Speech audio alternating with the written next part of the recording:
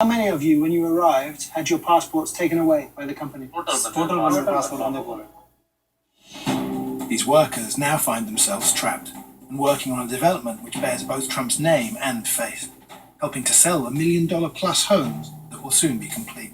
Trump himself came to formally launch the project.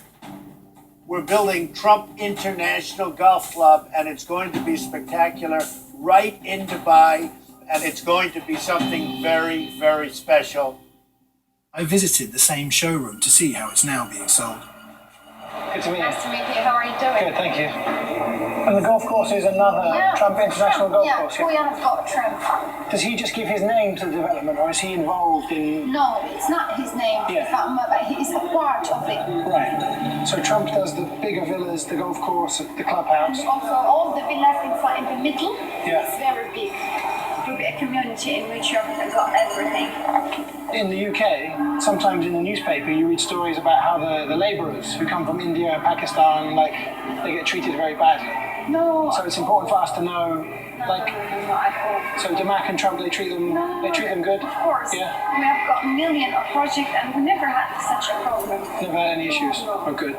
We don't want to move in and then 1 year later hear a story about this. No, at all. You know how many Indians are coming to Dubai? You cannot imagine. And year after year, it's more and more. Yeah. It means that they are happy. Dr. Nicholas McGeehan of Human Rights Watch has been documenting migrant worker abuse for over a decade. He wasn't surprised by our findings.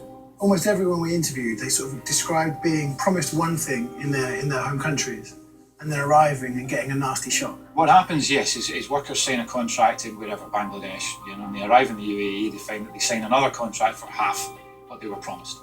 Then their passport's taken away from them. Then their visa costs and travel costs added on. So very quickly they move from a situation where they owe double what they thought they owed, and they're paid half of what they expected to be paid. The passport's gone, and they're bound to the one employer and can't change. Very quickly it starts to look like, in many cases, a trafficking network because of the deception involved in the recruitment. And when they're there, in the worst cases, you actually have workers subjected to forced labour. The workers don't want much. They just want what they were promised, which isn't a whole lot.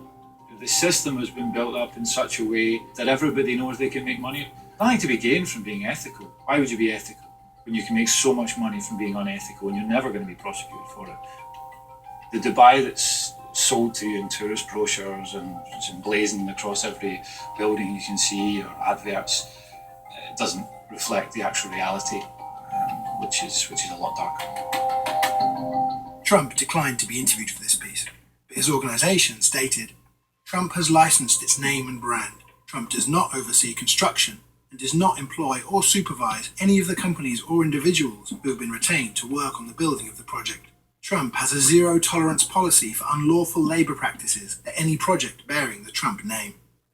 They instead put the responsibility on Trump's UAE partner, Damak, who told us, Damak does not directly employ any labour on its developments. We contract with third-party construction and other contracting companies. The Trump organisation added that if any labour infractions were proven, they would insist that Damak investigate.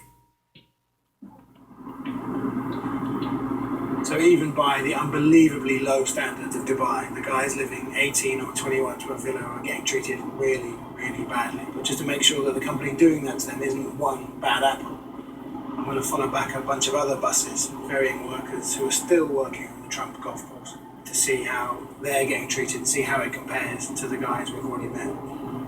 We followed buses full of workers as they left the site. They drove for miles out of the city and into the desert. Eventually, there wasn't even a road. After a 2-hour drive, they reached their destination. Stuck in the middle of nowhere, this camp was also awful, and we heard many of the same stories. They're working on the golf course? Yeah, Akoya and Trump? yes. Yeah. ਤੁਹਾਡੀ basic salary ਨਾਲ ਕੀ ਲਿਖੀ ਹੋਈ? 850